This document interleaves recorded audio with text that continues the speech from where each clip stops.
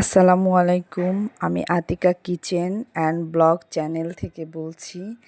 আজকে সন্ধ্যায় আমি তালের পিঠা বানাবো। তার জন্য এখানে চালের গুঁড়ি নিয়েছি, তালের রস নিয়েছি, আর 1 টেবিল চামচ লবণ নিয়েছি। আর এখানে বাটিতে চিনি আছে, চিনিটা আমি পরিমাণ মতো দিব।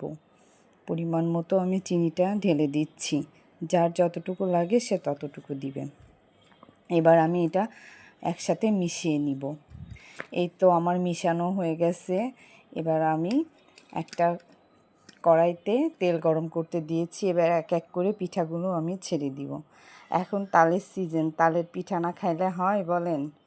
দেখেন আমার পিঠাগুলো অনেক সুন্দর হয়েছে, মাশাআল্লাহ।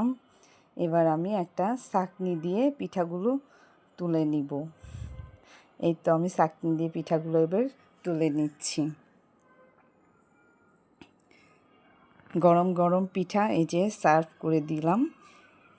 আমার পিঠা বানানো শেষ। দেখেন কত সুন্দর হয়েছে। এই তো ভালো থেকেন, আলহামদুলিল্লাহ।